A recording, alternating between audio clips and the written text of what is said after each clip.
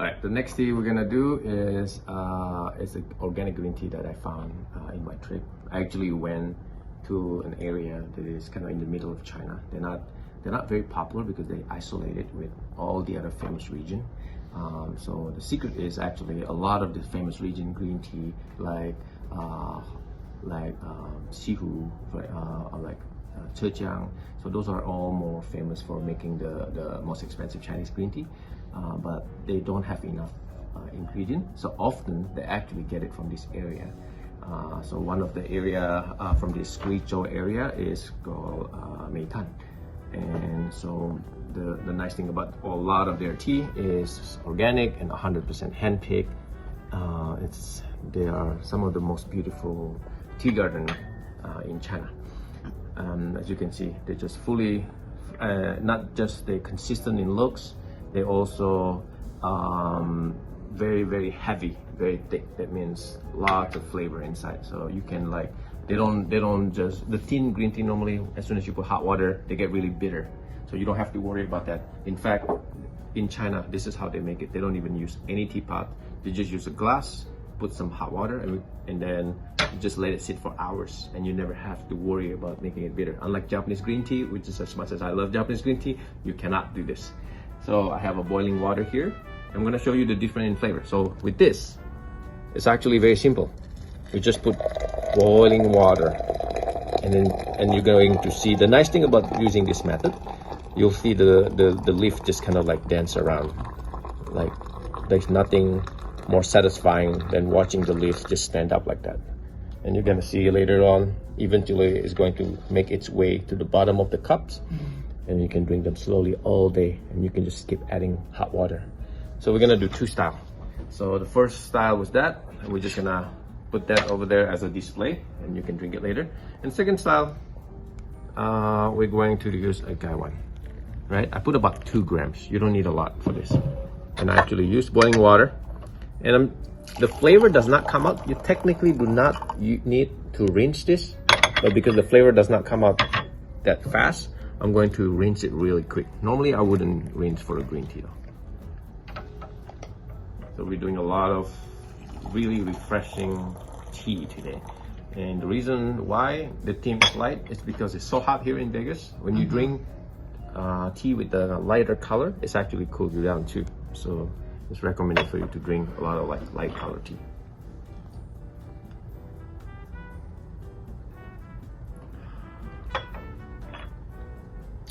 See how beautiful there? So Meitan Jade, right? Cui means jade. Oh yes. So it's a very delicate name. In fact, the taste is very delicate. Very, very delicate. Very Ya delicate. means buds, so jade buds. You know, it is important to drink something delicate like this earlier in the day. If you drink this at night, for example, sometimes our palate has changed a lot throughout the day.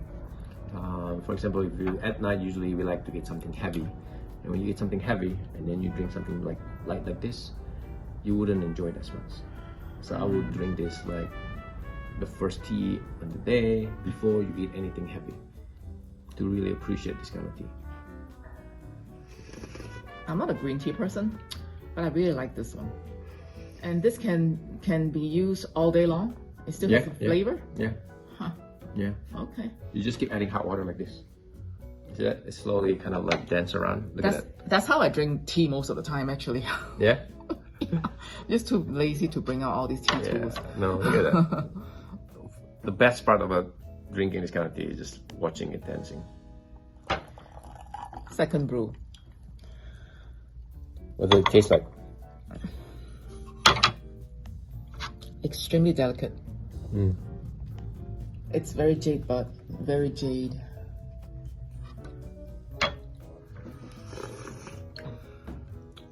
See, it doesn't get bitter. It doesn't. Right. And this is with boiling water. Usually you don't use boiling water for green tea, right? No, usually. So you can read any tea books. You can watch a lot of YouTube videos. Everybody will tell you green tea, do not overbrew them, do not boil them. But the secret is, if you find really, really high quality, the kind of quality that you can't find in US, You can boil them. You can overbrew them. The kind of quality that you cannot find in US. Yeah. I guess I have to fly to China or come here, tea and whisk. Something people don't understand is people in China drink like 100 times more than us, and they don't put sugar, they don't put milk. Right. So the competition is very tight, and then any age, from young, old, everybody drink tea. People that casual drink tea have boxes of tea at their home because people give away gift for tea all the time in China. Boxes of tea. So the quality has to be high because people know quality over there. Yes. So the kind of tea that they will try to sell outside China is the kind of tea that they don't drink, unfortunately. The crappy ones come to us, right? Yeah. So I have to rely on Leo to go to China and pick some. Unfortunately, you good have to stuff fly up. there and you have to find the right people. It's not about getting tea from a famous place, because there's even famous place, they have lots of tricks to kind of like convince you that they are higher quality than it should be. And usually the ones with really beautiful packaging, That's usually the scary one, yeah. usually those are the crappy ones, right?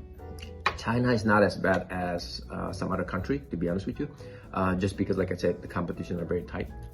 Now, if you're buying, this is one trick about buying tea from China. If you're buying from a famous brand, they tend to mix a lot of different days, so you wouldn't get this consistency. So with this kind of tea, they pick within a day. So they have to hire a lot of people, they call a bunch of people, and then they have to arrange the meeting in the morning and try to do as much as possible in one day. So small batch. Small batch. Well, a lot of big companies, they cannot do that. It's not enough tea. So what they do, they will mix all kind, and then you get the average. And the average is never going to be excellent, but it's never going to be bad. So Chinese average tea, it's considered really premium in the United States already. But in China, people that love tea, they wouldn't buy average. They would buy something great. There's even much more. Okay, so this one has been sitting for like an hour. And normally any green tea, no matter how premium they are, if it's not from China, they get really, really astringent. They get really dry, they get really bitter, but not high quality from China. So I'm gonna, I want you to drink straight from here. I'm just gonna like steal a few from me. Well, you don't even need a strainer because by now everything is kind of goes down to the bottom of the cups. So in China, everybody just drinking it straight from like glass like this. So go ahead, see what you think. Okay.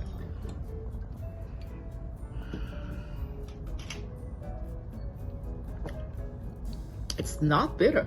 It's not bitter. It's not. You can leave it for hours. You can leave it until like tomorrow. It still does not get bitter. It doesn't have that very tanniny No. stuff. Or it doesn't have that astringent taste like you said. It's true. Wow. Still smooth. Yeah. And you just keep adding water to it. Yeah. Wow. And you just need a little bit. Don't put too much.